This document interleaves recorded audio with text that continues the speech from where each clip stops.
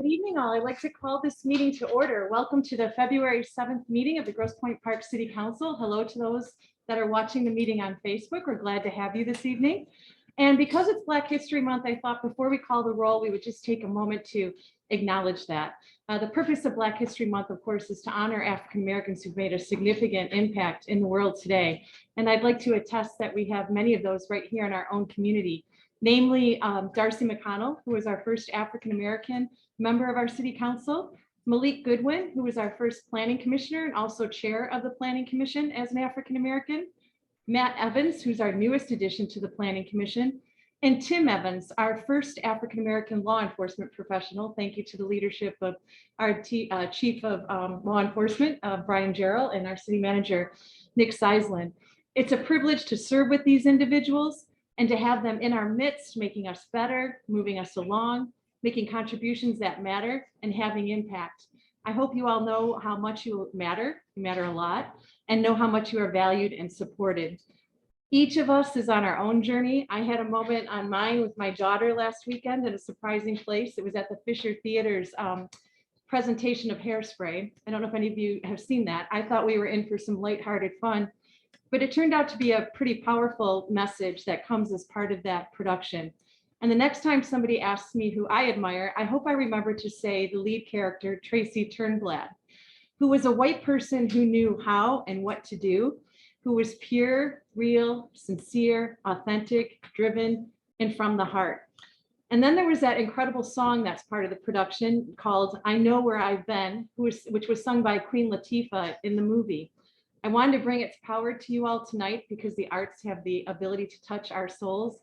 The Grosse Pointe Theater was all willing to do so. And then we decided that because of COVID, that probably was not a good idea. I also reached out to my African-American minister colleagues, wanting them to set the tone for us tonight, but they too felt that COVID made that a challenge. So we will do all of those things in the future, as will this community, right, Nick and Chairman Brian Brenner of the Community Engagement Committee and Member Rellin. We had hoped to do some programming this year, worked at it, and just felt that we didn't have adequate time to do it properly. But it will be a priority in the future. And I know with my colleague who's at the helm that will happen. Each of us, I think, has an obligation to know well, maybe I should say, why don't I share some of the sentiments of that song, I Know Where I've Been Tonight. And you might not be able to hear it, but hopefully you can be moved and motivated by it. And one of my favorite lines in it is, there's a promise we must make and riches will be plenty. And by committing together, all of us, I know we will make sure that those riches are plenty. I encourage you all to visit our library, our Grosse Pointe Harper Woods NAACP, the Eastside Community Network, the many cultural institutions in the area to find your way of honoring Black History Month. And perhaps we could do that together. So with that, I also hope for the honor tonight of being Mayor Turnblad for an evening and ask that the clerk please call the roll. Councilmember Brenner. Present. Gallagher. President Hoffman. Present. Wiener.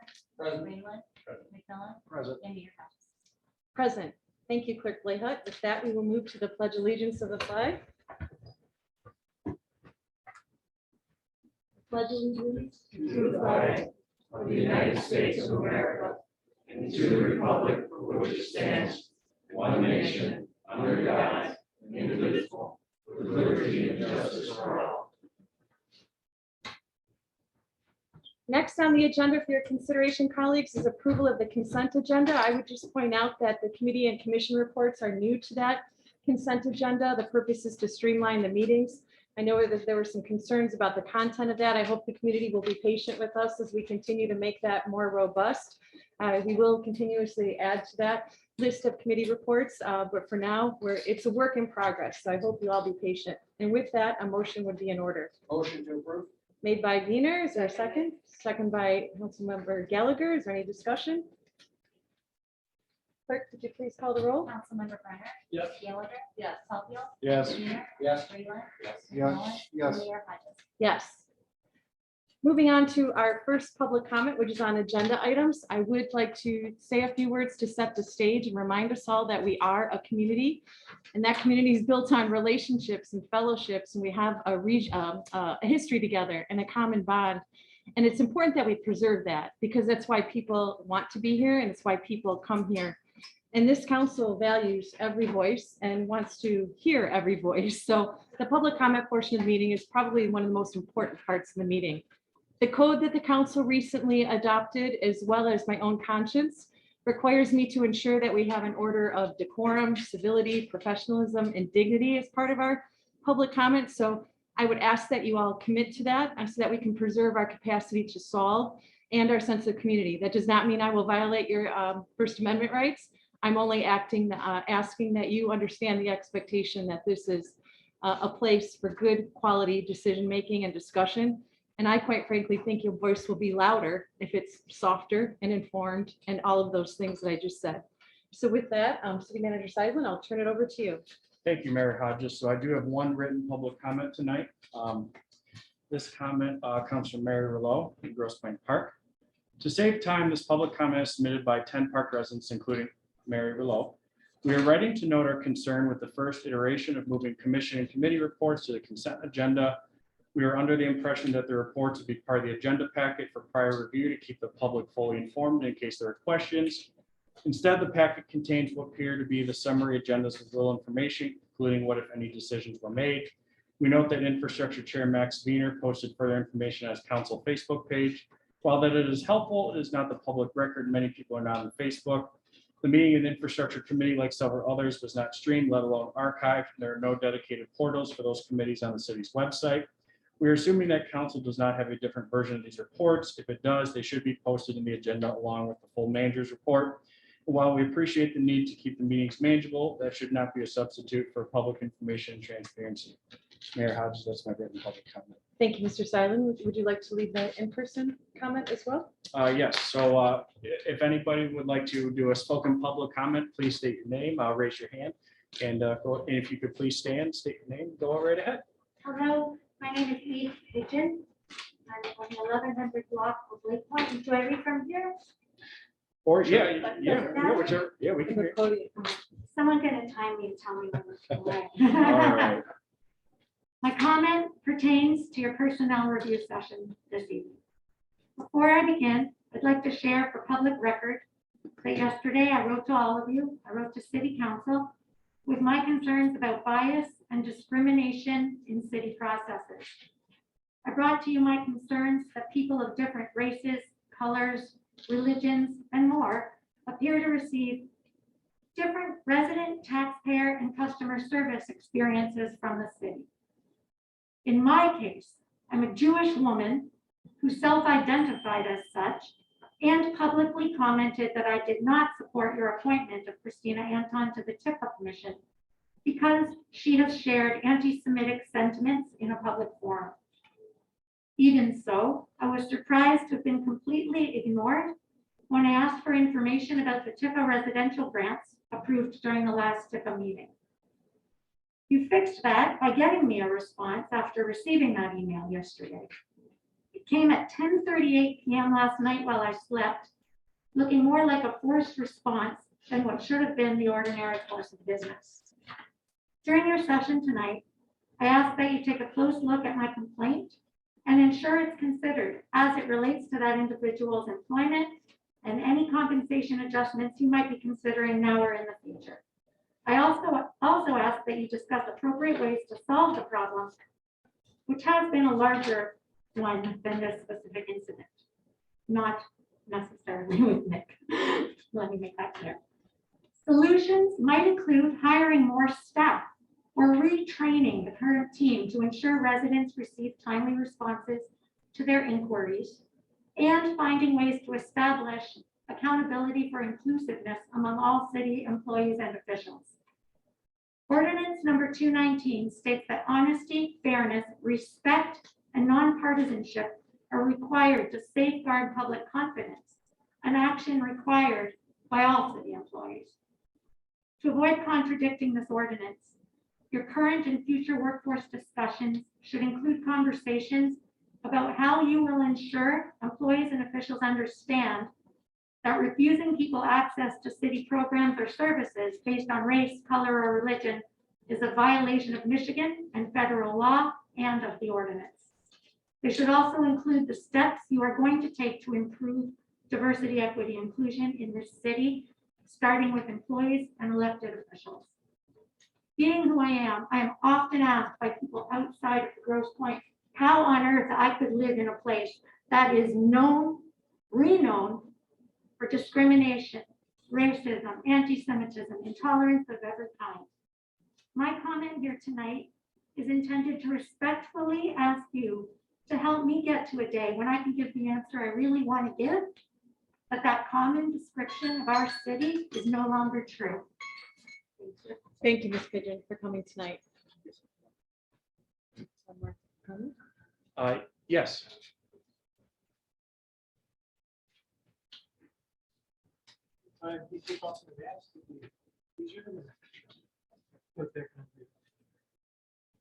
My name is Al Mazer. I've lived continuously in the park since 1974. For the last 20 years, at 30 Point Park Place in the condos across the street. An avid supporter of the community and our public safety department. And what I'm here about is two residents told me last weekend there was an article in the Grosse Pointe Times stating a few weeks ago that the park was going to make the green space next to the library into a parking lot. And in that green space, and we have 17 units that are within 500 feet of that, myself included. 11 face Lake Point, and the thing is, we are totally against this. I've surveyed as many as I could of all the residents. 22 people are totally against this for many reasons. Parking lots, number one, are unattractive.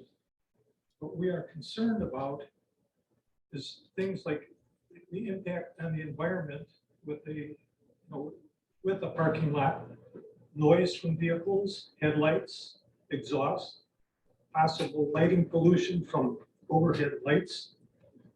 And this could also impact our property values. Now, another resident, in fact, two residents said that green space is used all year round by the neighborhood kids. Right now, they're all playing in the snow. And during the summer, they're playing, running around, playing ball, even been noticed camping. So you're taking away a community play area for a number of the kids. So basically, I know years ago, Mayor Heenan had envisioned an art center together with Wayne County, but that fell through for lack of funds because Wayne County wouldn't pay. And also a possible library. None of this has happened, but the thing is, we just do not feel that that is something that's conducive to the community to make that into a parking lot. That's all I have to say. Thank you very much. Thank you, Mr. Mazer. Any more public comment tonight? Mayor Hodges, some more comments. Thank you, Mr. Seisman. We'll close the public comment portion of the meeting and move on to the manager's report. Okay, thank you, Mayor Hodges. So council, I sent around a manager's report update of some recent activities and initiatives that are going on. The DPW building, we're still looking at expected completion in June of 2022. You may have noticed on Mack Avenue, the steel has arrived and being erected as we speak right now. CCTV and sewer cleaning, Patrick Drost from OHM will touch on that more about that project. FEMA funding is part of the June storm event. The city is seeking reimbursement funds from FEMA, and we're still having those ongoing meetings with FEMA representatives to get about 75% of reimbursement costs from the flood. The Great Lakes Water Authority East Side meetings, that's meetings set up with the Grosse Pointe, Harper Woods, Wayne County, Detroit, and South Macomb Sanitary District. We're still meeting together to discuss ideas and projects, initiatives that all of our communities are working on, as well as what GLWA is working on, as well as our storm operators, having them work all in tune, sharing data and information together. I'm going to be meeting next with the Great Lakes Water Authority to continue this dialogue and regarding long-term sewer projects for Grosse Pointe Park in the region. So we'll keep on that. The Great Lakes and St. Lawrence Cities Initiative, I did discuss this at our last council meeting. This was a application process for potential funding. I recently applied for shoreline funding along Patterson Park at the boardwalk, including the break wall and seawall repairs at Windmill Point Park. Televised at future city council meetings. We're awaiting a third quote right now. And so Courtney's been doing a fantastic job right now of working with our temporary system. It will hopefully have a permanent solution very soon. The city engaged with the National League of Cities through a partnership with the Michigan Municipal League, offering a program called the Great Lakes Federal Grant Navigation Program that uses data through a needs assessment to help find and select federal funding opportunities for communities. The program is offered to communities of a population of 10,000 or more, which Grosse Pointe Park is, with about 600 employees. Grosse Pointe Park is awaiting the matchmaking process and is a free program available to the city. And then bond potentials. The finance director and I have met with Benzinski and Company regarding options for water sewer bond options, and for the marina as well, discussing further in the coming months of what our options will be for these many projects that we have moving forward. And we'll be bringing those to council, and as well look for an upcoming utility rate discussion in the coming months. And then I'll skip along. And I'm meeting with, met with Senator Gary Peters' office to discuss infrastructure and what is happening at the federal government. As well, we'll be meeting with Congresswoman Brenda Lawrence further to discuss the same. As well, I'm setting up meetings with State Senator Adam Hollier and Representative Joe Tate to further these discussions about infrastructure work, how important it is to receive cooperation from state agencies, and the need for additional funding. Council, that's my update. If you have any questions, we have to answer them. Thank you, City Manager. Any questions for Mr. Seisling? Just would like to thank the DPW team certainly for its efforts during the storm as well. Yes. So if you could please extend that. Absolutely, we'll do. Department of Public Safety Head Gerald, you're up. Thank you, Mayor, members of council. So I just want to go over two quick things with you. Update on the first one seems to be the flavor of the day, which is crossing guards. Now, I could address it from a resource allocation perspective, but I don't even want to talk about that tonight. I want to talk about safety. Some people in the community have painted it this my position on this as I don't care about our kids, and what we're doing is making them less safe. Well, first of all, it couldn't be further from the truth. I do care about our kids. I care about every person in this community, period. I'm a father. I have 3 children, and I can tell you from a position of public safety, if I knew in my community that police officers were having to staff crossings, school crossings, I would not be happy about that, because that doesn't make those crossings safer. It makes them less safe, because I know that at any moment, those officers could be called away to another emergency, leaving that crossing completely unstaffed. That is not what we want in this community. Since I came out with my statement, there have been 5 people who have stepped forward and applied for our position. And one thing I want to bring to everybody's attention tonight is, don't think that if you have the least bit of interest in being a crossing guard, don't think that you have to do it 5 days a week, twice a day. If you can only do it on Wednesdays and Thursdays in the morning or in the afternoon or whenever, please contact us, because we can use you to fill in on those spots. Any questions on crossing guards? All right, so the second thing is, I'll try to make this as brief as I can, but back in the fall, I was contacted by an officer, Chris Powell, no relation, from the St. Clair Shores Police Department. He sits on the Colin Rose Memorial Foundation, and he sent me a package of information and followed up with a subsequent phone call about an incident that happened in 1924 involving a gentleman named John Seelock. Well, it appears that John Seelock was a police officer for Grosse Pointe Park who was killed in the line of duty pursuing a speeding motorist on his motorcycle. Our records in the department only went back to 1929. So we didn't have any other records. What we had to rely on were a lot of newspaper articles from the time and the death certificate signed by a doctor from Henry Ford, who said that his occupation was police officer and that he was an employee of Grosse Pointe Park.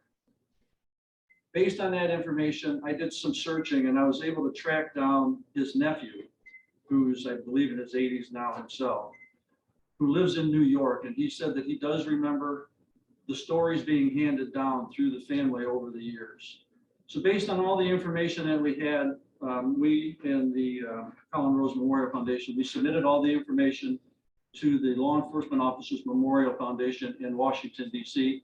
And we just got word this past week that they have accepted his name and it will be added to the memorial wall this May. So I thought it's tragic that we now add a fifth name to the officers who gave their lives in line of duty for Grosse Pointe Park. But it's also a good thing that we finally recognize his sacrifice that he made in 1924. With that, anybody have any questions? Did you Yes. tell all of them they're not allowed to do that? Yeah, Get on that they're not wall. allowed to, no. Did you have a question, Councilmember Ellen? Do you know if there's any extended family left? The only one I can track down was the nephew. That's wonderful. Yes, thank you. Thank you very much, Chief Gerald.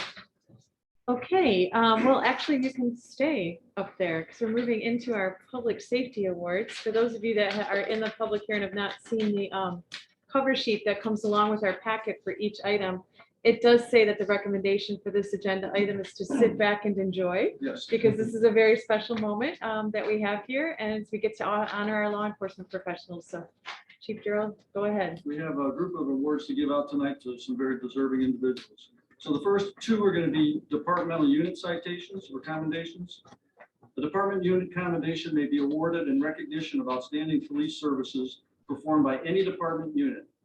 May be presented in addition to an additional award growing out of the same action. So the first one is a unit commendation, Sergeant Mike Miller, Public Safety Officers Paul Pyatt, Jason Lockwood, Jesse, I'll not pronounce that properly, Lafreniere, Chris McClevich, and Dispatcher Dawn Kelly. You could come forward. While working the night shift on June 25th, 2021, all members of the department experienced unprecedented circumstances throughout the night due to severe weather resulting in widespread flooding throughout the Grosse Pointes. At one point, scout cars and engines and the engine couldn't leave the station and drive down any street in the city without water coming over the bumper. Many citizens became stranded in the flooded streets, waiting in their vehicles to be rescued. During this event, there were 3 working fires that taxed our resources further. Dispatcher Dawn Kelly, along with every officer working, answered several hundred phone calls from stranded residents or citizens in need before the phones eventually went down, resulting in a lot of those residents coming into the station seeking assistance. Under extremely difficult conditions, every one of these public safety employees handled all the phone calls and the calls for service quickly and professionally. Because of their commitment to serving our residents and the extraordinary circumstances that they had to endure, each of them are hereby awarded this unit commendation.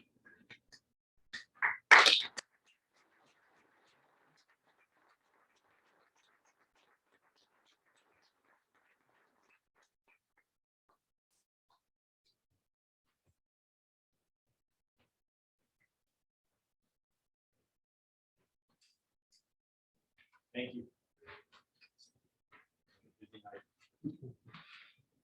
Next one, Lieutenant Anthony Blaine, Sergeant Dan Kolar, Public Safety Officers Tom Taylor, Grady Batens, Randall Olson, and Dispatcher Jill Mazzara. While working the day shift on July 16th, 2021, all members of the department experienced unprecedented circumstances throughout the shift due to another severe storm that resulted in widespread flooding throughout Grosse Pointe Park. At one point, the MRAP, which is the big vehicle they use in the hostage negotiations and for the SWAT callouts, and Engine 1 had to be used to answer calls for service. Officers had to rescue citizens from flooded waters while responding to at least one fire call. Dispatcher Jill Mazzara, along with the officers working, answered numerous phone calls from stranded residents or other citizens in need of help. Under extremely difficult conditions, every one of them handled all the phone calls and calls for service quickly and professionally. And because of their commitment to serving our residents and the extraordinary circumstances they all had to endure, all of them are hereby awarded the unit commendation.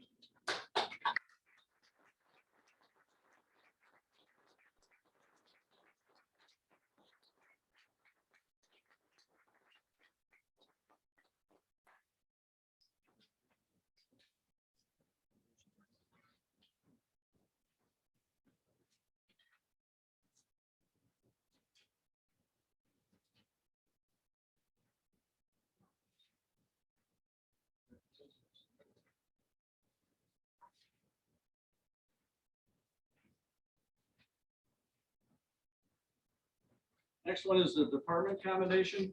The department commendation may be presented to police officers or civilian personnel who have performed efficient and valuable service to the department, either in carrying out a specific task or in the performance of general duties over an extended period of time.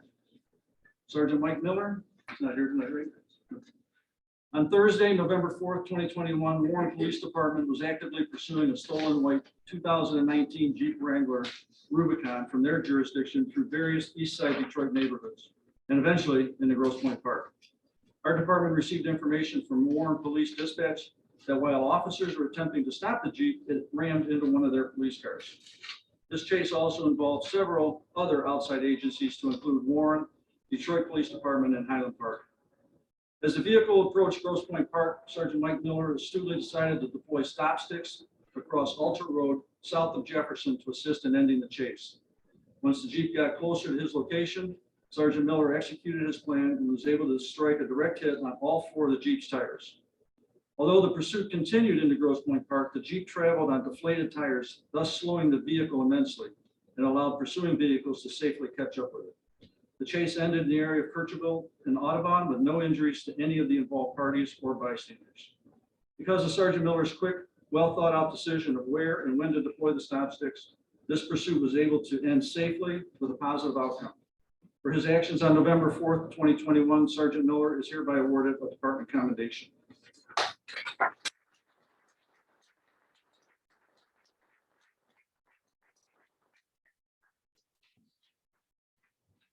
Officer Brady Batens.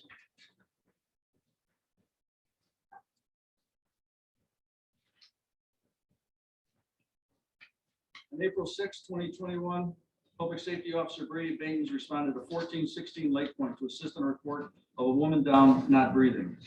Sergeant Jeremy Pittman, Public Safety Officers Nathan Jacobini and Ryan Nelson also arrived on scene. Victim was lying on her back on the basement floor. Her face was blue and she was not breathing.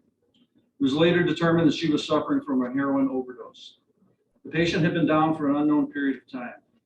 It was noted by those on scene that Officer Batens had complete control of the scene, giving instructions to the victim's sister to do chest compressions while directing PSOs Jacobini and Nelson to retrieve all necessary equipment from the ambulance. Officer Batens immediately administered a dose of Narcan to the patient while directing PSO Jacobini to apply the AED. Shallow breathing could be detected from the patient following the first dose of Narcan, but she continued to struggle and remained unresponsive. After administering a second dose of Narcan, Officer Batens advised PSO Olson to retrieve the soft canvas backboard in anticipation of the difficult task of transporting the patient up the stairs. Officer Batens then coordinated the removal of the patient, transfer to the stretcher, and eventually to the ambulance. Officer Batens' decisive actions, complete control of the scene of a medical emergency, and his clear and timely instruction to others were directly responsible for the survival of the patient. Officer Batens is hereby awarded a department commendation.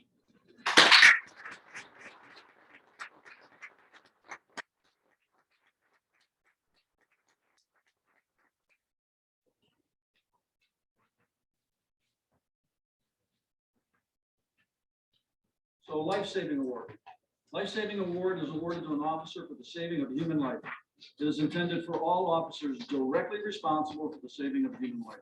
If an officer's actions lead to the prolonging of life to the extent that the victim was released to the care of medical authorities, he is eligible to receive this award. It may be awarded in addition to other awards, and in this case, it is. The department citation, to be awarded to police officers for meeting one of the following requirements: outstanding performance of duty under unusual or difficult conditions. The action need not involve exposure to physical danger, but must involve unusual thoroughness, conscientiousness, determination, and initiative.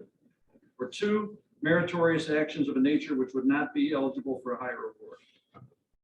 Lieutenant Colin Conair, Sergeant Stephen Theo, Sergeant Dan Kolar, Public Safety Officers Randall Olson and Mark Roosevelt.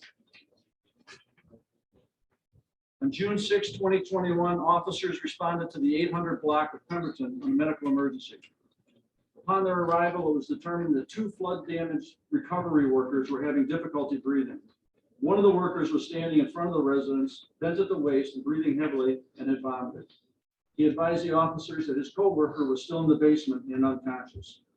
The officers made entry into the basement and all of them noticed a toxic odor and a haze of smoke.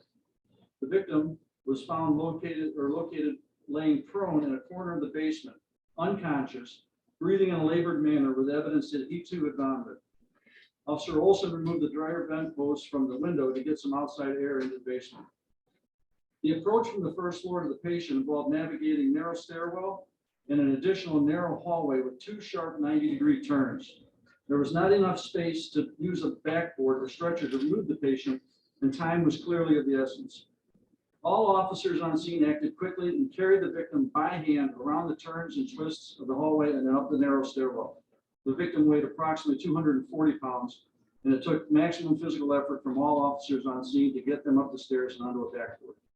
Both parties were taken to Grosse Pointe Beaumont. Subsequent investigation on scene revealed that the 2 workers had been exposed to 2 serious inhalation hazards. First, they had mixed ammonia and bleach together, producing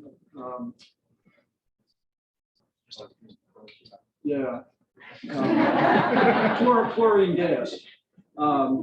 And second, they had been using a gas-powered pressure washer inside the confined and poorly ventilated basement. The victim removed from the basement was found to have a potentially lethal level of carbon monoxide in his system and was placed in the intensive care unit due to his condition. The efforts of these officers under dangerous and extraordinary circumstances were directly responsible for the saving of 2 lives.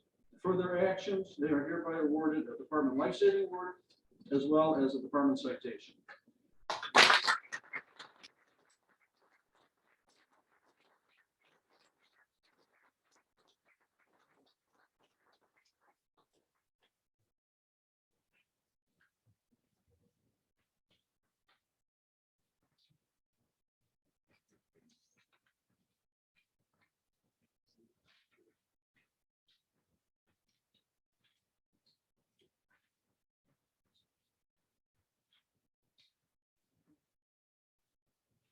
And finally, the chief citation.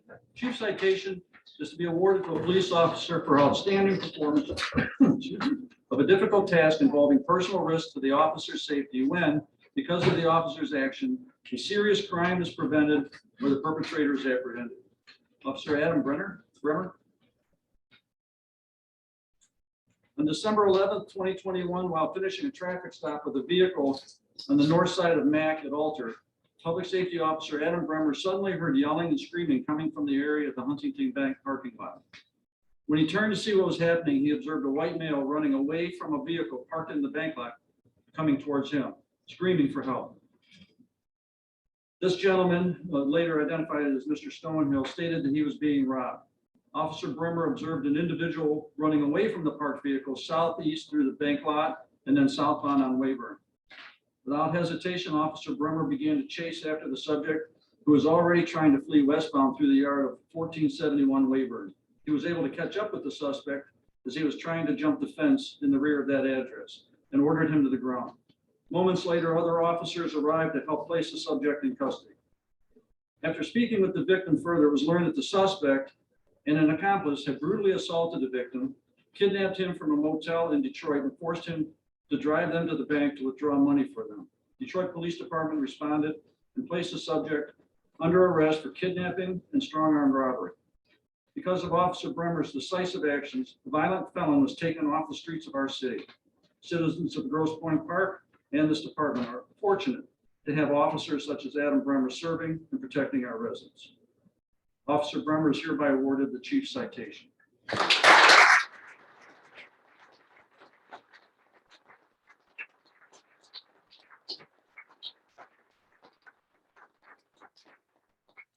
With that, if the council would like to make any comments, I'm sure they'll appreciate it. Thank you, Chief. What a proud moment. Any comments from my colleagues?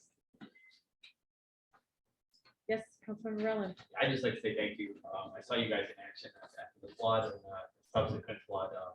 I was traveling to my sister's house, my parents' house. You guys were all over in the middle of the water. I can't say thank you enough for all you do on those other days. Thank you.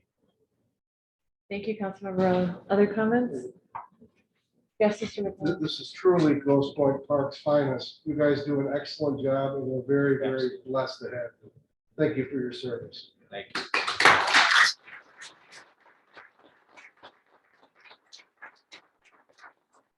Well said, Councilmember McMillan. Certainly a proud moment for us all. When you look up the definition of local government, it's the provision of law enforcement and the protection of health and safety. And you deliver on that supremely well. And you should all be so very proud because we're certainly proud of you and support you to the nth degree. So thank you very much for your service and congratulations on your recognition. Okay. Today was not the day to park illegally in the parking lot, just so you know. You can start misbehaving in about 30 seconds, we'll all be gone. Okay, next. Oh, yes, Mr. Seidlin's making a good point. If anybody was here for that item and does not wish to endure the rest of the meeting, albeit as amazing and exceptionally inspiring as it's going to be, you're certainly more than welcome to leave and to join your family members who were just acknowledged. If not, we'll continue to move through the agenda onto unfinished business with our OHM sewer update. City Manager Seidlin. Thank you, Mayor Hodges. Mr. Droz, if you'd like to please approach. And then right before I do so, I'd like to ask Mr. Howell to make a brief comment regarding pending litigation.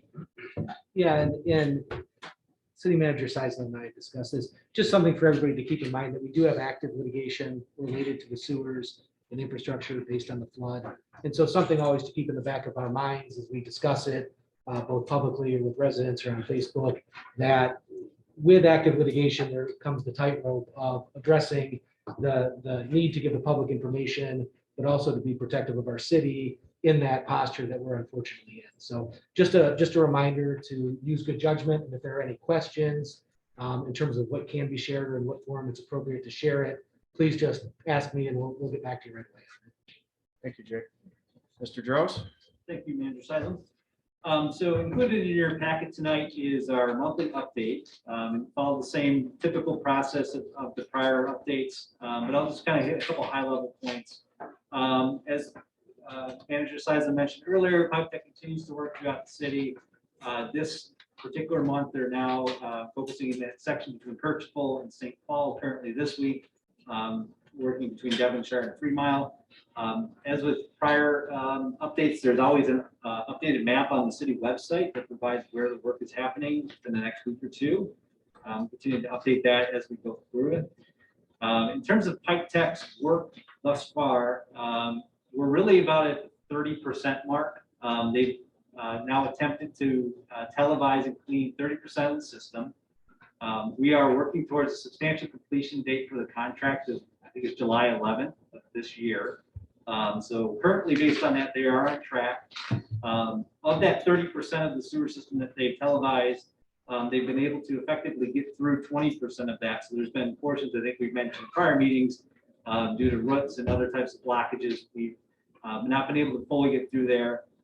In pretty much all instances, we've noticed that the flow is still continuing, but sometimes the camera really can't get through that particular pipe if there's a blockage. So what they'll generally do is they'll go on the other side and try to basically work backwards on that.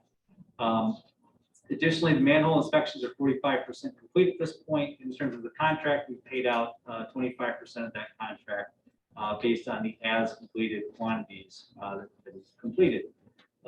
Most items are tracking on budget. One thing that is over budget at the moment within that contract is the actual material disposal item, which currently we're at 65% of that. So there was 500 cubic yards in the contract.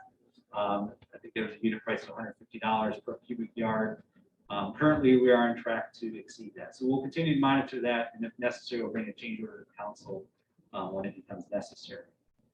The findings continue to be, especially on the north side of town where we're at right now, that roots are pretty common within the system.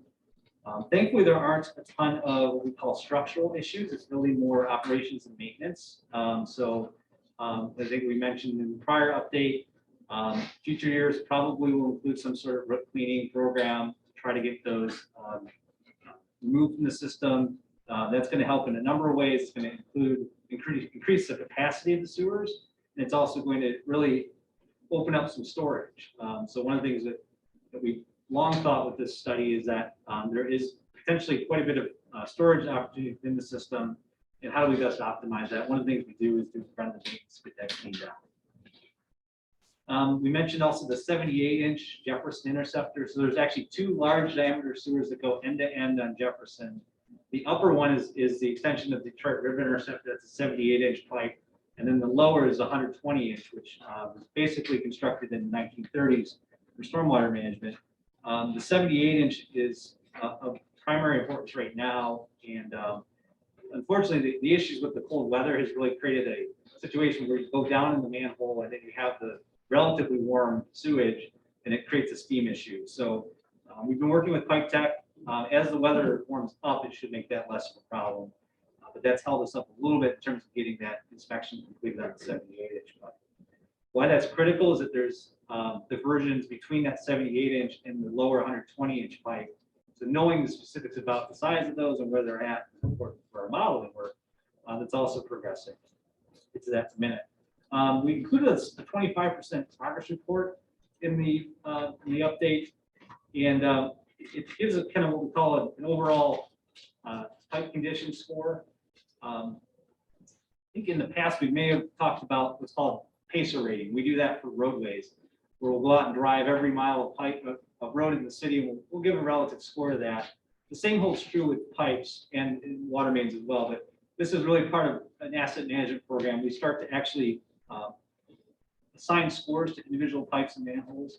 This allows us in the future to really start to pick out capital projects that target some of the worst segments within the system. We're doing it in an orderly way. So the score that's presented right now shows that roughly 30% of the system, and when I say that basically applies to a segment of pipe. So a segment might be 300-foot manhole to manhole. If there is a failure of some sort in that, that can basically be some sort of pipe defect, like a crack or a partial crushing. That whole segment gets tagged for that. So it's not that 30% of the system is in this condition. 30% of the pipe segments have a potential failure or potential future failure in them. And so this is really just presented in kind of what is the industry standard of the PACP coding is what is typically used in the sewer system evaluations. So we provided that just for a comparative score of that. And that's actually pretty typical of older sewer systems. One of the things that we'll focus on after the initial assessment is complete is really dividing those type of defects into capital projects and maintenance projects. There's a little bit of both that we're finding so far. Next item to chat about is really kind of what does a capital program look like? And so one of the things we talked about in the past, of course, is ruts. But there also might be some work where we actually start to identify targeted separation if there's any catch bases that we find they're tied in, and rear yard adjustments that are necessary. That was one of the things on the south side. We found a lot of manholes that were actually buried. So taking the time to actually raise those to grade is going to help with maintenance going forward. As Nick, Manager Seisland mentioned, we've had coordination with Eagle as well as GLWA that continues to move forward. Our next step is I think we're going to be doing individual meetings between GLWA and communities, to really kind of talk about projects and see if there are spots where potentially those might affect regional efforts. An update on the extreme emergency relief valve system. As mentioned, there was a grant submitted to FEMA. It's called the BRIC grant, and what that really required us to do is advance the sewer model. So we actually have a working model of the sewer system between Jefferson and the 3 Mile pump station, and resulted in pretty positive results from the ERV. It does provide protections for the design terms that we've been looking at. So that's been submitted. So on that hand, we have a model that we can now use to start with conversations with Eagle. Ultimately, Eagle is going to require us to have a calibrated model. So right now, the model is based on kind of just based on the conditions we observed out in the field. What we have to do eventually is start calibrating that to actual wet weather events. So as we get rain storms in the spring, those will give us an idea of really how high these flows should be within the model, help us to divide that up. Eagle is going to require some level of that calibration before they allow any sort of permits for the system. But we have talked about perhaps there's certain elements of the ERV that we could advance. We don't necessarily need that permit, whether it's starting to do some sewer construction, getting bids, that type of thing. So we're looking at that as a potential option going forward to really kind start making incremental progress towards that. Another item in there is a downspout disconnection. So you'll start to see, ideally towards the end of this month, mailers going out as the hopefully winter starts to break here. We will do some field investigations where residents will be able to sign up and a member of DPW will come out to investigate and hopefully identify potential disconnections and provide some guidance about how that can be done. It's meant to be a proactive campaign, really kind of help residents understand what a downspout disconnection is and whether, I guess to some extent, confirm with them in the field if it's an easy one or more difficult. We want to kind of get a feel for that. Because as we mentioned back in August, there are going to be some downspouts that are a little too difficult to disconnect. There's a process in place to vet those out. But we do want to make sure the ones that are easy to disconnect are disconnected.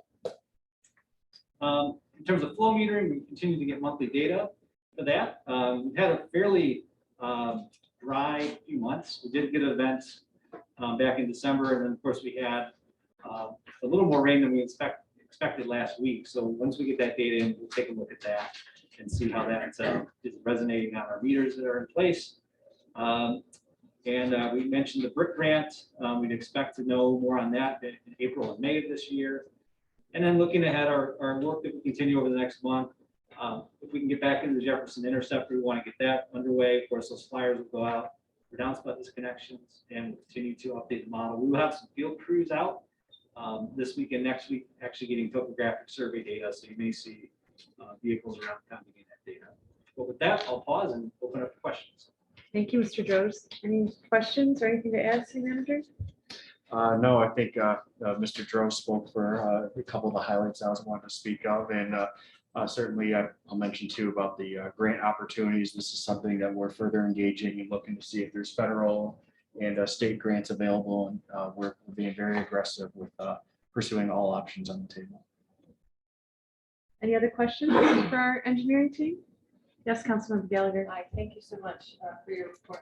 So I'm excited to hear that we have some kind of a working model that we're starting with. Is there a chance that we'd be able to see what that working model is? So you'd be presenting that to us at some point?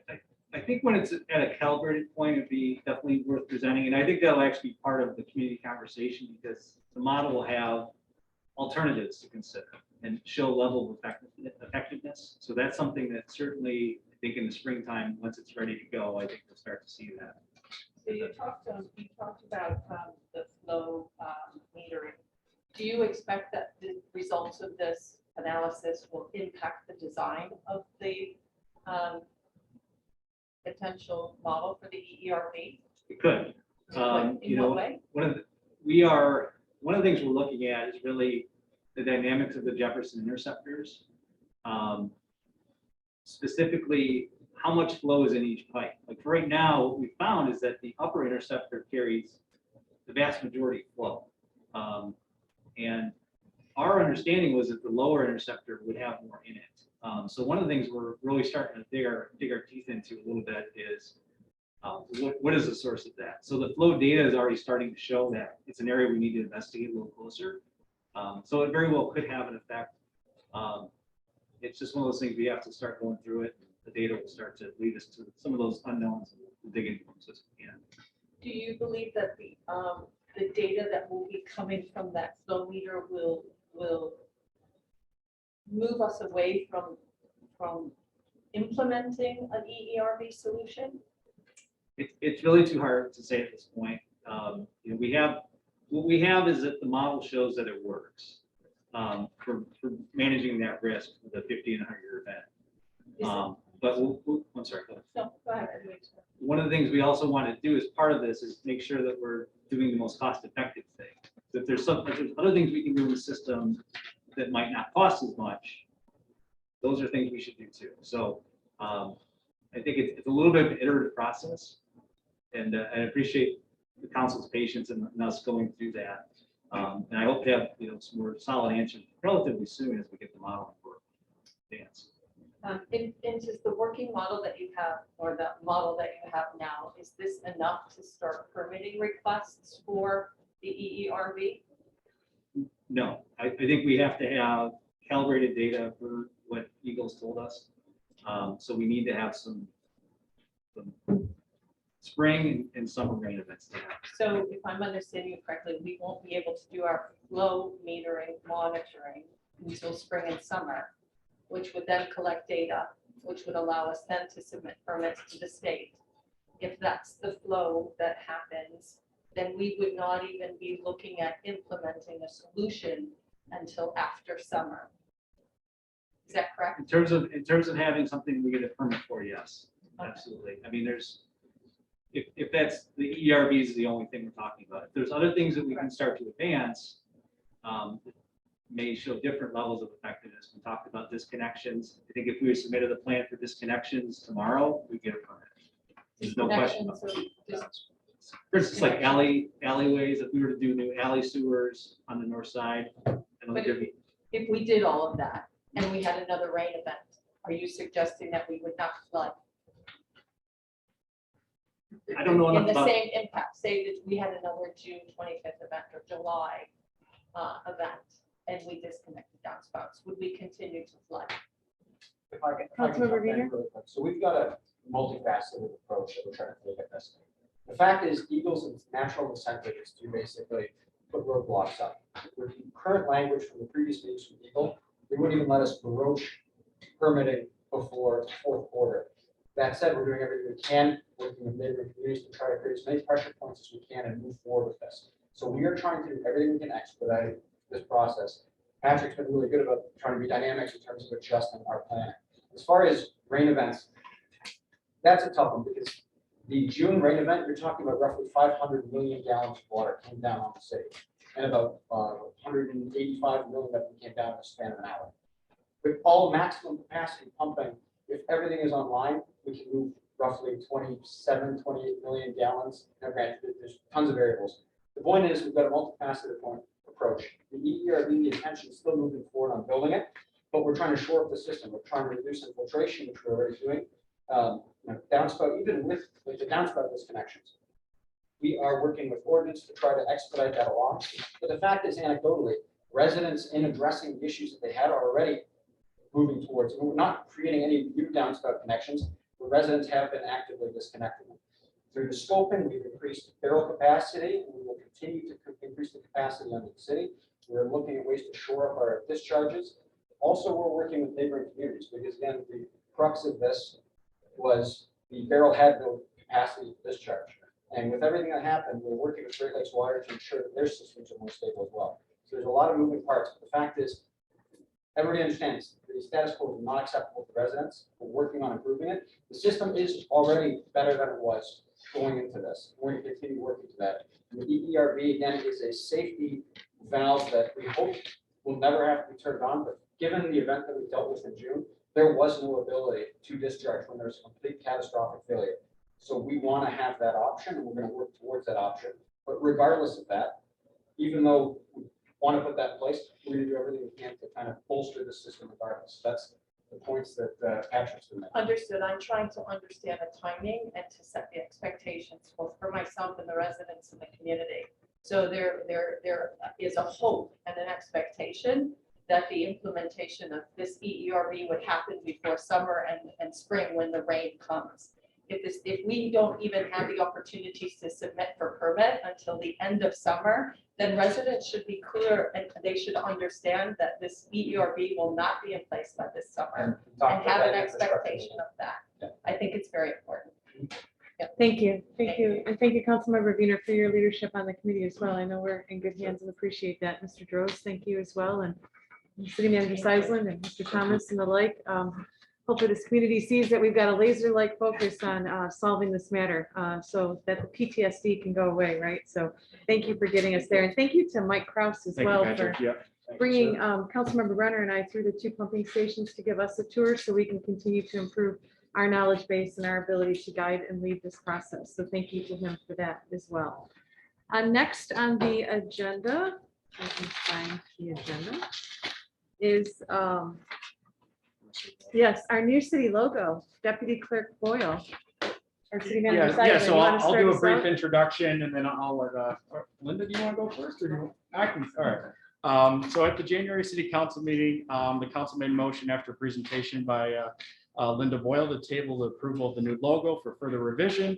We are proud to unveil this revised logo, which will both instill a new sense of pride and branding in the community. Currently, there are still 6 different versions of the current logo. A project such as this would cost the city with an outside firm about $10,000 to $15,000 to develop the logo. Fortunately, we have an in-house graphic design artist and Linda that was able to assist us in that cost savings. And the financial impact and something that was discussed at the council at the last meeting is what would be the actual impact. We did provide a brief summary of the web and electronic implementation that would be done, which is at no cost to the city. The print collateral would be the same as what we're paying right now. It's just simply inputting the new logo. Vinyl signage is something we do have a vinyl maker in-house, but obviously they'd be adding new vinyl. And then potential signage interior that was suggested at the meeting, whether that's at the Lavin Center, City Hall entrance, or courtroom of that new city logo. And so what we did is, well, Linda, I'll let you take it away. So we took some of the suggestions that were given at the last meeting, and we started with the original logo. You know, the lights, the sail, very simple, but kind of clean and attractive.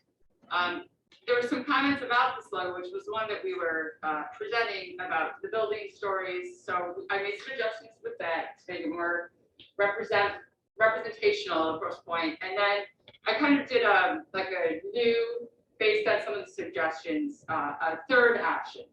And then we took these 3 options and presented them to the city council. So my recommendation, council, before you tonight is that we approve of option A for the city logo. Thank And you I'd very ask much. if there's a motion to approve. Moved by Councilwoman Gallagher to approve city logo option A. Is there a second? Seconded by Brenner. Any discussion? Clerk, can you, oh, I'm sorry, Mr. Merlin? Yeah, so I'm just wondering where, you mentioned some of the budget that we're gonna need for it. Was that in this year's budget already? So already we do have some of the print and collateral. Yeah, that's normal. That's normal. That's part of the city budget.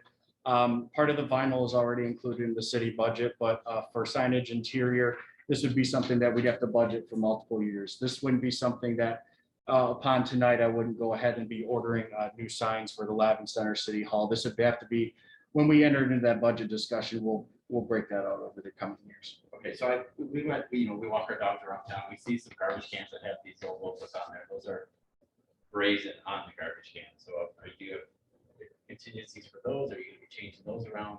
That would be over time as well, you know, because we do have, city logos that are throughout the city. Like you said, the trash cans, we do have the gateway entries. We do have the City Hall sign, and we have several other areas within the city that I'm losing my mind right now. Street signs, thank you. That, as we go ahead and have to replace some of those street signs, then we would go ahead and, implement it. And you mentioned, I think 2 months ago, that we have our own street sign maker now. That's correct. So that'll help with that. Okay, I'm just wondering about the budget. And my suggestions were to add a house that depicted some of the character that we had. I still don't see that in any of these Tudor style or any of our old housing that we have here. That's my only comment is it doesn't seem representative of my city. I do appreciate the work we put into this. This is a great start, but I'm still not sold on any of these, but there's something that's up here, so it's not just my opinion. Those are my thoughts. Thank you, Councilmember Merlin. Any other discussion? Just real Yes, quick, Mr. Caulfield? we touched on it a little bit, but you're gonna phase this in over time. Correct. And it will be recorded in the budget for going to figure out. Correct. That's all. Yep. Thank you. Okay, if there's no further discussion, clerk, could you please call the roll? Councilmember Brenner? Yes. Gallagher? Yes. Caulfield? Yes. Weiner? Yes. Greenland? No. McMillan? Yes. And Mayor Hodges? Yes. Thank you all. We have a new city logo. Thank you very much, Ms. Boyle. Thank you, Linda. We know you're in good hands with you. I don't know if the community knows, but she is a accomplished artist and credentialed in many ways. So thank you for bringing your expertise to the table. Next is council comment on unfinished business. Are there any comments? Thank you, Linda. Seeing none, we'll move on to new business, the zoning board of appeals. at 7:45 Whittier. We do have a presentation from staff. City Manager Seidlin, I'll turn it over to you. Yes, so as part of this process, and all of the city attorney jump in as well, that we're actually going to be convening as the zoning board of appeals. Jake, how, do we need to close this session and then open the new session? Yeah, I think we should close the Yeah. meeting temporarily and then open up the public hearing. So is that a recess then? Do we need a motion for, or- I think recess should be. okay, is there a motion to recess the meeting? Motion. Motion by Wiener, Second. second by McMillan. Any discussion? Clerk, please call the roll. Councilmember Brenner, Yes. Gilbert, Yes. Caulfield, Yes. Junior, Yes. Breland, Yes. McMillan, Yes. and Mayor. Yes. Do we now need a motion to open the ZBA or call to order? I would call to order the public hearing on the zoning. code. Oh, call to order the public hearing of the zoning board of appeals. With that, we'll begin with the presentation. Yes, so I do have with me Chief Building Official Terry Brennan, who will be discussing the application that was given to us by Janet and Gary Van Elslander of 745 Whittier. Followed after Mr. Brennan's discussion, the applicant will then introduce why they're seeking the zoning board of appeals. And then I will go into if there's any public comment, written or spoken public comment from the public. So Mr. Brennan, if you'd like to please approach the stand and give us your recommendation, we'd be happy to hear.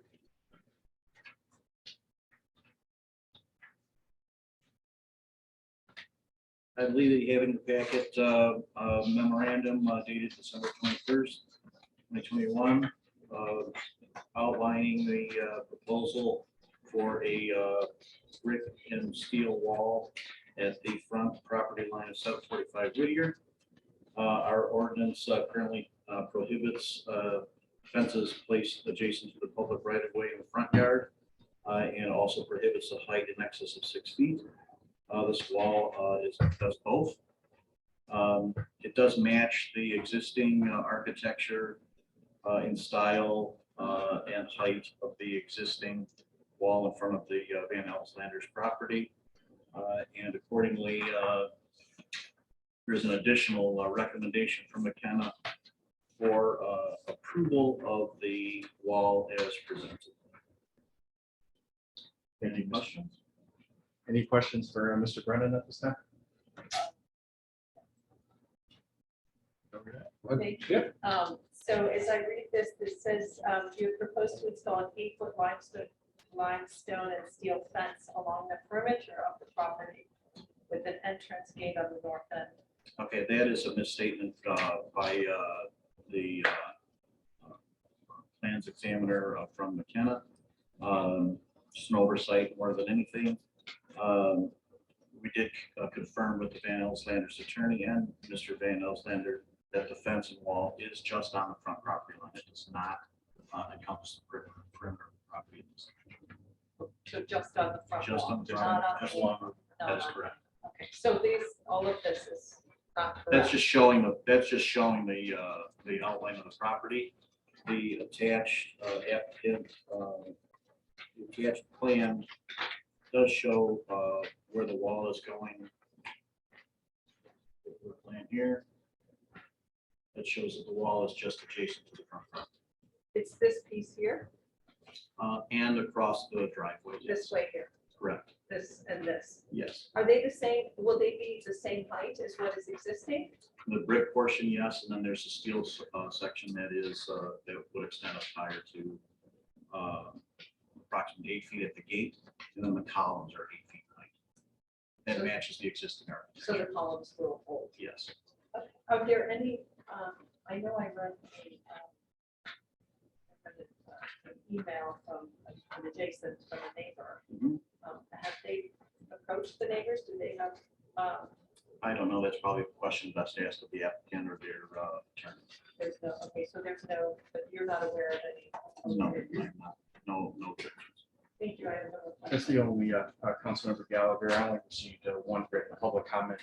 Which was tonight. about the clarity Yep. of the, right, but it's clear, it's Yeah. not on the side of the property, it's not Correct. the perimeter of the property, it's just in the front. Yep. And it's the same height, except for this metal steel correct. part that's Yep. going up, which is a gate. I'm assuming that's the gate that will Yes. open and close, which is a bit higher. Is the gate the only piece that is 8 feet Other than the columns, yeah. and of the plantings. columns that hold up the gate? Thank you. Thank you, Terry. And Mr. Gary Van Elslander, if you'd like to approach and, or, sorry. Yeah. Good evening, Mayor and council members. Nice to see you. My Welcome. name is Jennifer Frico. I am an attorney representing Gary and Janet Van Elslander. And I submitted this application to you, which was on December 8th, 2021. Mr. Brennan did a nice job of going through what the request is for the variance. And as you know from the ordinance, that while there are those two restrictions, it provides that if to the satisfaction of the Board of Appeals that you're serving as now, that the limitations of section 27-100 do not promote public health, safety, or general welfare, nor reduce the hazards of life to life or property, the board may relax said limitations in whole or in part and permit that which would otherwise be permitted. We submit that the limitations in the ordinance in this instance do not promote public health, safety, or general welfare, and in fact, present a hardship to my clients for a number of reasons. First, without the barrier wall and gate, this property has no protection from the public and provides direct access to Lake St. Clair. We attach to our request evidence of a number of situations in the past where trespassers have entered the property at 745 Whittier, which also provides direct access to the neighboring property 740, which is also owned by the Van Elslanders, as well as to the neighbor's property. Not only have my clients been subjected to a firebombing incident in the past, in the news articles that we shared with you, but there have been various trespassers onto the property over the years that were captured in the pictures attached to our variance request. In fact, I understand that a police report was filed at the end of the summer this year related to another trespasser, and that there are certain habitual offenders who constantly wander onto this property. It is clear that a simple chain link fence would not keep out trespassers, as my clients have tried that, had one across the property and a car ran through it. So that's not a suitable solution. My clients have found liquor bottles on the property and believe that trespassers are not just wandering onto the property, but are actually using it as a place to hang out and party. So we know that trespassing has occurred. We know it's going to continue to occur, and the potential for the situation to escalate and for a criminal element is a hardship to my clients' enjoyment, use and enjoyment of the property, as well as their safety and security. But in addition, with respect to safety, we have concerns about the safety of the trespassers and the potential that my clients would be exposed to liability because there is a significant elevation change between 740 Whittier and 745 Whittier. And of course, there is no boundary or protection at the end of the property next to the lake, making it easy for someone accidentally to fall into the lake, especially someone who is there at night drinking. This is an unsecured, attractive nuisance because of the size of the lot, which is 40,000 square feet, with a direct access to Lake St. Clair. So I raised the safety and security concerns, but I also wanted to highlight that the fence and gates we've discussed will not detract from the neighborhood, the city, or its property values, but in fact would preserve and promote the character of the surrounding property. As you've heard, the proposed fence is brick and steel to match the design that already exists at 740 Whittier. It would be in conformity with what already exists. In doing so, the Van Elslanders will be repairing an existing damaged column that will be incorporated into the new wall. And this was an existing column, which was part of the original property. And so it's actually a restoration of the original property. And the Van Elslanders will be adding a concrete driveway where there's only gravel, which will help to clean up the street. It's my understanding that in the rain, that gravel does get onto the street during the rainstorm. So, and I also want to note that there are other homes in Grosse Pointe Park where similar fences or walls do exist, especially at the entrance of some of the larger estates that you have in your community. In addition to my client's home at 740 Whittier, there are a number of such front yard fences, some exceeding 6 feet on Windmill Point Drive.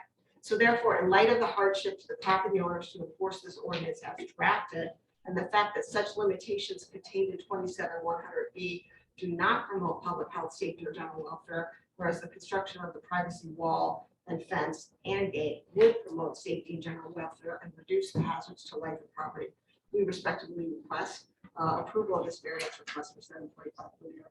And I'm happy to send my client is to answer any questions you may have. Thank you, Ms. Greco. Thank you, Mr. Van Elslander. Move into the public hearing before opening discussion, or? Yes. Okay. You can have a seat. We'll open the public hearing and then Thank you. enter into Thank you. discussion. Thank you very much. And so we're ready to do? Yes. Okay, so we'll call the public hearing open. I understand you have at least one written comment. We'll start with those, and then if there's others in person, we can take those comments as well. Okay, yes, Mayor Hodges. So I did receive one written public comment on regarding to this variance request, and this is from Scotty and Gar Knight in Grosse Pointe Park. We're writing regarding the variance request from the Van Elslanders for the wall fence along the front property line of 745 Whittier Road. We reside at 747 Whittier Road, adjacent to the property in question. We have reviewed the plans submitted to the city, but they're so vague that it's difficult to discern the actual intention and scope of the project. The property at 745 Whittier Road has been used inappropriately as a construction storage area for over 2 years. It is an eyesore and has created significant ongoing mud runoff in the street as the lot has had a dirt driveway with inadequate silt fencing. In short, we would welcome improvement on that end of the property. A wall fence that is over the 6-foot limit is certainly unwelcoming and unattractive for the neighbors, but we suppose that it is meant to be a continuation of the current wall fence at the front of their main property at 740 Whittier Road. We'd hope that the city requests site plans for the full project, including fencing and driveway plans prior to granting any permit for this wall fence. We'd hope the project can be completed in a reasonable amount of time with strict adherence to the permits as verified by periodic inspections. We would also hope that the project be completed with a minimal disruption and mess for the neighbors, including any possible pruning that may be done to very mature landscaping.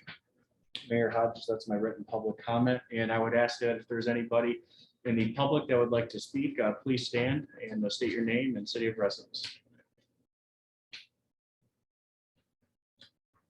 Okay, with that, we will close the public hearing and open it up for discussion. Are there any comments or questions from my colleagues? Just some clarity around, I mean, this last email of the neighbor is, I don't think it's not terrible asks. I mean, obviously, there was you had brought up, Councilmember, about the perimeter fence that is not happening.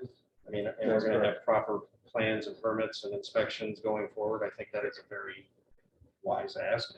I think we can accommodate that, correct? Make sure. All right. Updated, right, updated to reflect with the real kind of document, I guess, to be updated with the plans clearly dictated so that it represents what we discussed here today. Yeah. Oh, Sorry. Yeah, sorry. As So long to as that's- summarize, we're saying, based on the email that was received from the resident, that we can accommodate some of the, or require that some of those requests be accommodated? Yeah, I mean, as long as. The we're following provision that. of documents and, And that's part of Chief Billing Official Brennan, that he'll be reviewing these documents upon the, he's received several right now, but if we approve of these variance requests right now, he'll be discussing with Mr. Van Elslander's attorney or Mr. Van Elslander or the contractor. so it does not present an encumbrance for you either, I hope, Mr. Van Elslander? No. Great, thank you. Other questions or comments? If not, a motion would be in order Motion to to, grant variance. okay. All right, moved by Councilmember Wiener, seconded by Gallagher. Any other discussion? Clerk, can you please call the Yes, roll? Councilmember Brennan, Yes. Gallagher, Yes. Caulfield, Yes. Junior, Yes. Rayland, Yes. McMillan, Yes. and Mayor Hodges. Yes, motion carries. You have your variance. Thank you very much for choosing the park, Mr. Van Elslander. Next on the agenda is the financial statement and audit review. Do we have Mr. Phillips? Let's reopen that. Oh, I'm sorry. Yes, we have to adjourn the ZBA meeting. Is there a motion to adjourn? Motion to adjourn. Moved by Wiener. Is there a second to adjourn the meeting? Second by Rowland. All in favor? Or, I'm sorry, clerk, please call the roll. Councilmember Brennan. Yes. Gallagher. Yes. Caulfield. Yes. Junior, Yes. Rayland, Yes. McMillan, Yes. and Mayor Hodges. Yes, motion carries. We've adjourned the meeting of the ZBA. Is there now a motion to return from recess? Moved by Rowland. Is there a second? Seconded by Mr. McMillan. All in, clerk, could you please call the roll? Councilmember Brennan. Yes. Gallagher. Yes. Caulfield. Yes. Junior. Yes. Rayland. Yes. McMillan. Yes. And Mayor Hodges. Yes, we are back in session, which brings us back to new business, item number 2, financial statement and audit review. Clerk Blay, or Finance Director Blayha? Yeah, Mr. Phillips is here. All right, welcome, Mr. Phillips. You came all the way from the fair city of Rochester? Yeah, I did Welcome. come down here. it was really nice to start off the meeting with police officers getting awards. That's right. I just got here just in time to hear all that. It was really a good thing. Great. We're very proud of our team. Yeah. Well, you should be proud of the audit report too. I mean, you got an unqualified opinion, and what that means is basically everything is clearly stated, which means everything is in line, correct, you're in compliance with various laws on the state, on the federal level. And it's what they refer to as a clean opinion, which is what you want. And I just want to kind of hit on a couple of the highlights that occurred during the year. I mean, it was a kind of a bad year, upside down, forward for a lot of communities with COVID and everything going on. But you guys actually did manage your money very well. You actually increased your surplus. I believe it was for the third year, almost 800 and some odd thousand, and it was the last 2 years it was like 600 and 700,000. So you've been doing a real good job with your fiscal management. Your financial department, city managers and stuff seem to be controlling costs. And in one of the ways that I noticed it was, I mentioned the COVID and the economic impact. Obviously, you have a couple things here, such as marinas and stuff, which with COVID shutdowns, there was no revenues. Well, you managed to actually decrease and hold your expenses. So the impact of decreases in charges for services for recreation and stuff didn't really impact anything. I mean, it just all kind of flowed through. So that was a good thing with it. And at the same time, along those lines, you know, with these extra monies that you've had, you've been able to put money towards these past service costs that everybody shudders about within the retirement systems. You guys are actually able to put plus money versus the contributions. Now, I'll give you just a brief explanation. There's actuarial reports, and they determine that for the people you have to make X number of dollars each year as a contribution. But you've been able to exceed that, which is actually putting you ahead of the game. I mean, it's hard to say how many years out there, but you're ahead today, and if you continue with that, it's actually going to work to the city's advantage as you get out there. And there was just a couple other things that I noticed as I was going through these things. I see where your tax revenues are just gradually, steadily moving up. I saw where the assessed valuations went up about 4%. And then you have your operating millage that went in about 2 or 3 years ago. And like, well, in 2021, roughly that was an extra 640,000, which you had to operate the city and able to maintain your services, your recreation, public safety, your buildings. So that worked out good too. And then the other one I wanted to talk about was your water and sewer department, because that's your enterprise fund. It's like a business, and it's kind of run like a business, and there's a lot of percentages and stuff that go with it. And one of the things that is always a cost and stuff is interesting is the main item in your water and sewer is to charge for services, for discharge, and to charge for purchasing water. So over the years, you've managed to keep your rates in pace with your charges.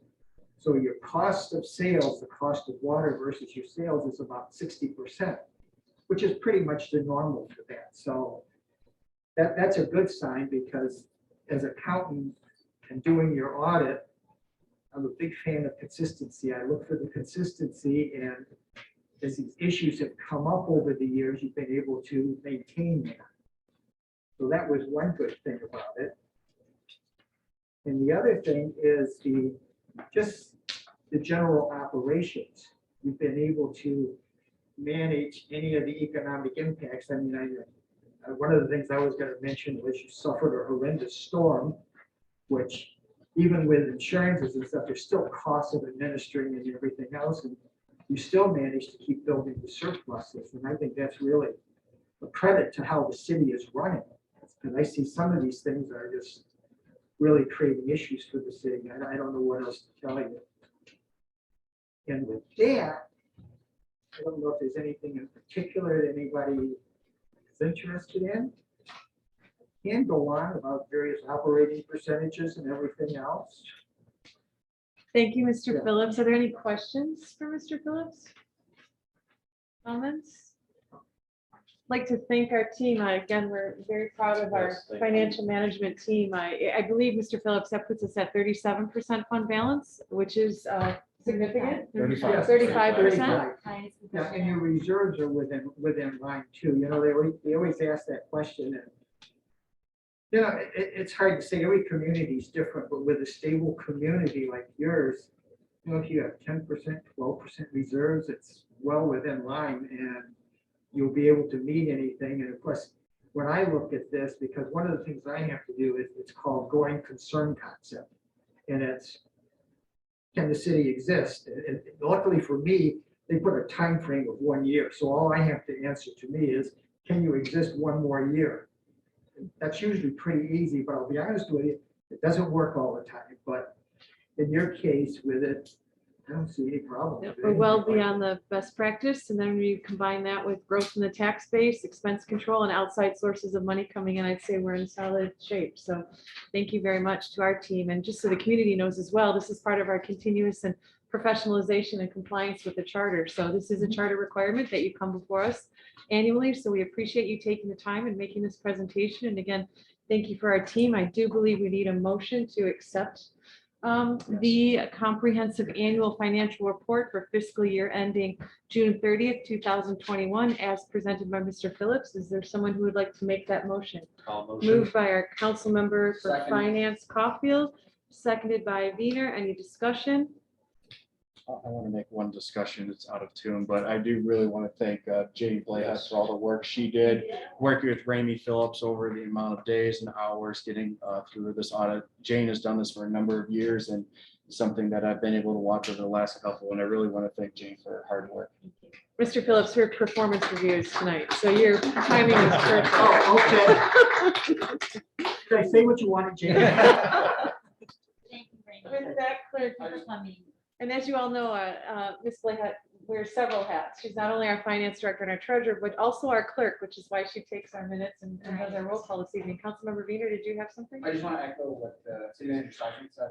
Also, thank you for taking the time with all of us incoming councilors. I really appreciate taking the time to get us up to speed. We went out of the way, and thank you. You're welcome. Thank you. Thank you, Ramey. Anything else before we call that question? Clerk. Yes, Councilmember Brenner. Yes. Gallagher. Yes. Caulfield. Yes. Wiener. Yes. Freeland. Yes. McMillan. Yes. And Mayor Hodges. Yes, motion carries. We have adopted our audit for the year. Thank you again to all. Thank you, Mr. Phillips. Safe travels. Next on the agenda is board appointments to the DDA and the Board of Review. Our Downtown Development Authority has one vacancy. We've filled two recently, including this one due to the resignation of Dr. Hesberg, as well as the untimely passing of Ms. Carlisle. So this evening, we want to make that body whole. The bylaws do require that at least a majority of those serving on the Downtown Development Authority have a property interest in the district. The candidate before you all tonight this evening, colleagues, does meet that requirement. She is with Henry Ford Health Systems, Department of Ophthalmology in a management role. Our city attorney has opined that that does meet the criteria set before us. And so therefore I do present her to you. I hope you've had an opportunity to review her application and hopefully share in my sense that she's well qualified to fill this role. If appointed tonight, she will complete the vacancy, which will end in 2024.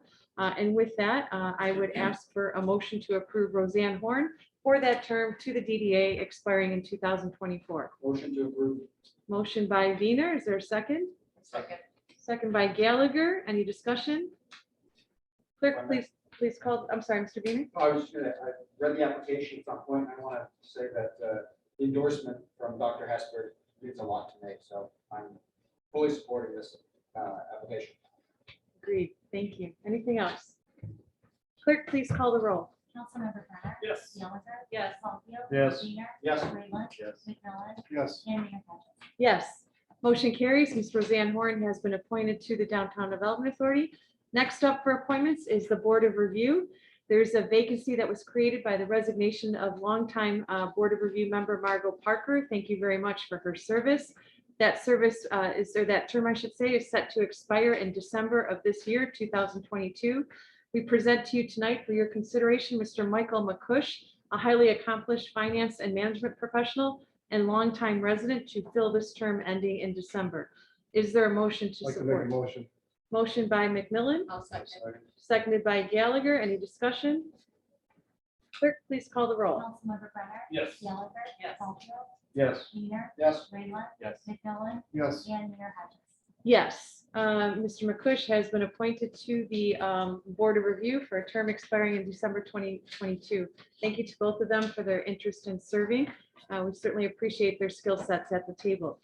Next, we move into closed session, which is allowable and permitted given the fact that it is for the review of personnel and separately the status of the Bodman performance, which of course is not a personnel issue, but a contractual matter. So we are obligated to do that. All of our employees that are being considered tonight have requested that this occur in closed session.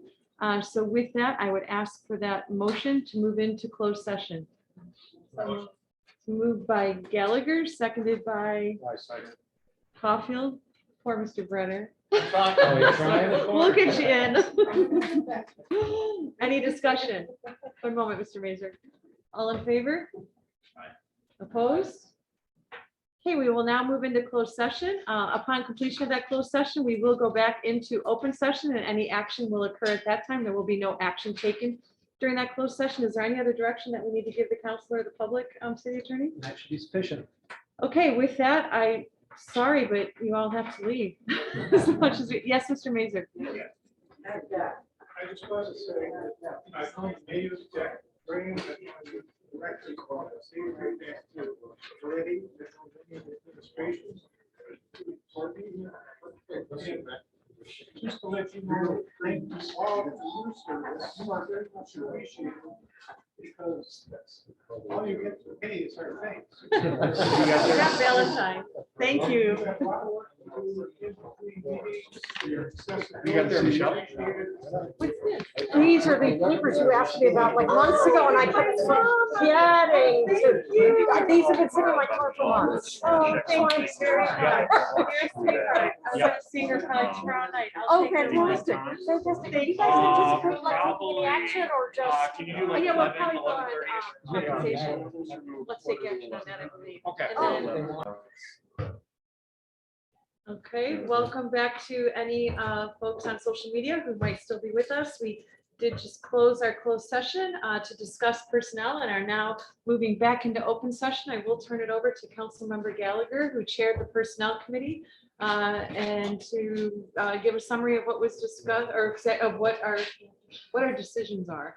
Excellent. Thank you, Mayor Hodges. It is appropriate and required that the Grosse Pointe Park Personnel Committee review and discuss the 2021 performance and salaries of the city manager, the city clerk, city attorney, and salary of municipal judge. Based on this review, evaluation feedback from council, appropriate administration input, and comparative salary analysis, the Personnel Committee is making the following recommendations for adoption by city council. Honorable Carl F. Jarbo, the salary of municipal judge is to remain unchanged. Thomas J. Howlett, Jake, city attorney, has performed his services well. Jake is pleasant and capable, and the city council and administration appreciates the time and attention Jake has given to Grosse Pointe Park. Jane L. Layhut, Grosse Pointe Park finance director and city clerk, is focused and effective. For constant communication to our community is fundamental to the fluid functioning of our city. As such, this committee recommends 1, a salary increase of 3.5 effective January 1st, 2022. A 2021 stretch performance bonus in the amount of $5,000 effective immediately for her work on the application for grant funds in the amount of $750,000 following the flood and recovery costs. Along with Jane's day-to-day responsibilities and goals for calendar year 2022, which she has listed and we will provide for her additions to. her primary focus should be one on the employment transition and succession plan for her to be completed in 2022, and a 5-year financial strategy plan for Grosse Pointe Park to be completed in 2022. City Manager Nick Seisland is enthusiastic and motivated to move Grosse Pointe Park forward. His commitment to earning respect and recognition through his achievement and his responsibilities is appreciated. As such, this committee recommends the following: a salary adjustment based on market competitive analysis of an increase adjustment of $10,000 per year effective January 1, 2022, and a stretch 2021 performance bonus in the amount of $5,000 effective immediately. This is also for his work on the application for the FEMA funds for $750,000 following the flood. Along with Nick's day-to-day responsibilities and goals for calendar year 22, which he has submitted to this committee, along with additional goals, which we will share following our meeting this evening, and consolidation of those. The mayor and the council would like to reinforce the priority for City Manager Seisland in year 2022. Sorry, not Mayor Seisland, how about that?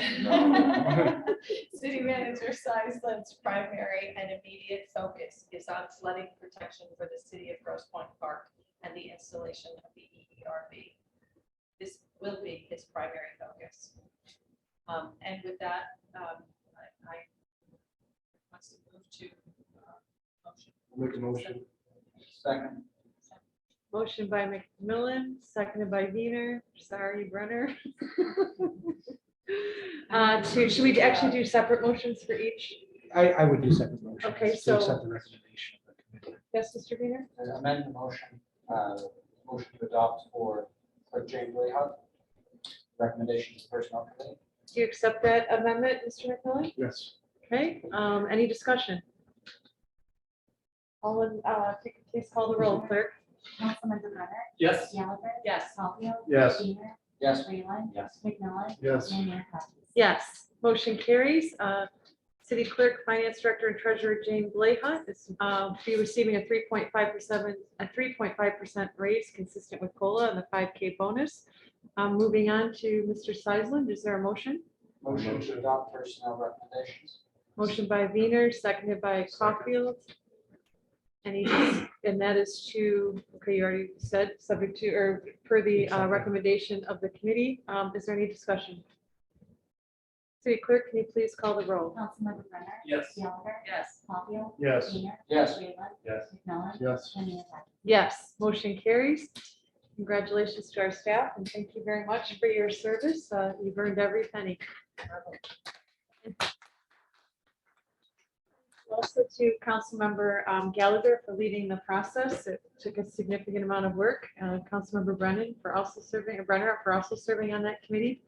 And to my colleagues, there was a lot involved in completing all the review documents in a short period of time, but we got it done and we can move forward now. So thank you. We now move to council comments. Anybody have anything they'd like to bring to the table? I just wanted to make one quick announcement. There was an email with Mary Rouleau's email about the transparency. I know in the consent agenda, you noticed that we moved some items there. One thing that we have updated from a financial aspect of reporting is the quarterly budget report. It is about a 30-page document. It is now being published on our website for all to see. So just to increase transparency around the financial and fiscal responsibilities this board has, I just want to make sure that everybody is aware of that and to pass along that we'll be rolling an update.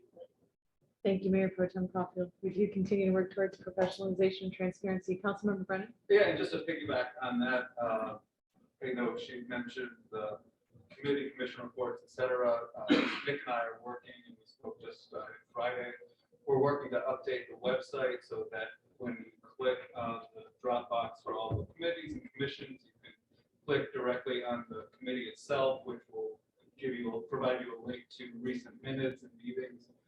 So again, in interest of increased transparency and communication, these things are being worked on currently, and so we are certainly cognizant of that.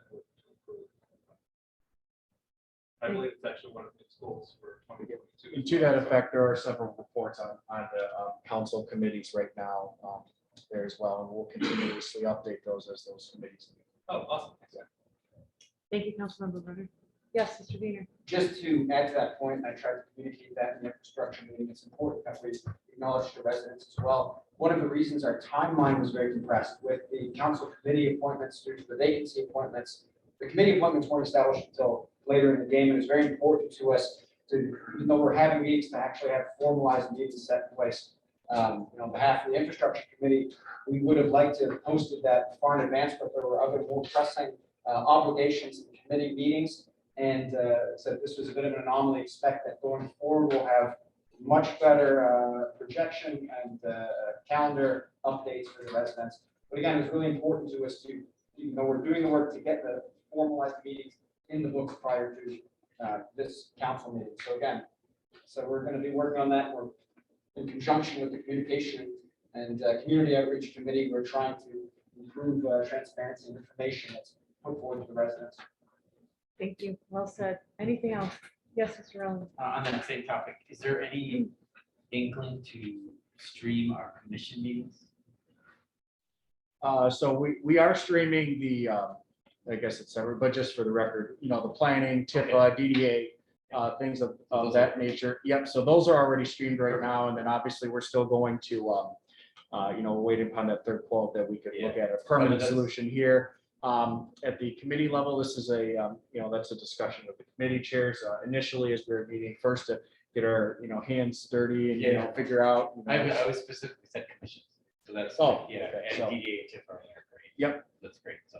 So we've got planning commission this Thursday, so that'll be streamlined. Those are the big ones. So Yeah. And then secondly, I just want to mention that the Grosse Pointe Public School System is having a diversity forum on Wednesday, 6 to 8 at Richard Elementary. They're trying to do this once a month. If you have any questions, feel free to reach out. I'll be attending that. Great, thank you. Anybody else?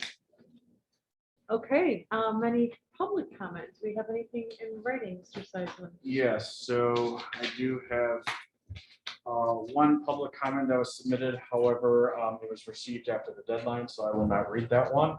And then I do have one written public comment from a Ann Craft in Grosse Pointe Park. Could we please get an explanation for what the city received in return for the $100,000 that gave Phil Pitters Incorporate for the alleged consulting works Pitters supposedly did? The city was asked about this at a council meeting 6 months ago, and the city's response at that time was basically, gee, I don't know. Let us review that and get back to you. 6 months later, there still has not been a public explanation given for what Pitters did to earn that money. If the city has time to doodle new logos, the city should have time to figure out why that money was paid and tell the public what the city actually got for its money. And the city made its final land contract payment on the Pitters property a couple months ago and now owns it outright, but Pitters is still using the property. Is the city charging Pitters rent to use the lot? And has the city figured out what to do with the property? The city agreed to buy the property over 4 years ago and has had 4 years to come up with a plan. Please tell me the city has developed a plan. It isn't just wasting time and resources developing logos these days when there's more important work to be done. Please, thank you. Mayor Hodges, that's my only written public comment. Thank you. Moving on to verbal. Any spoken public comment tonight? Mayor Hodges, saying no public comment. Great, we'll close the public comment. Thank you all for sticking with us this evening. That takes us to adjournment. Is there a motion? Motion to adjourn. Ryan. I'm saving myself something really important to say. All right, so that was Wiener, and then which of you other, Brenner. Mr. Oh, it was, Brenner. oh, it was Brenner? Okay. And we are, that's at 9:14. Clerk, can you please call the roll? Councilmember Brenner? Yes. Gallagher? Yes. Caulfield? Yes. Wheeler? Yes. Wheeler? Yes. Miller? Yes. And Mayor Hodges. Yes. 9:14, that's pretty good. That's pretty All good. that we covered. Yeah, that's pretty good. Thank you, everybody. Yeah. Did we decide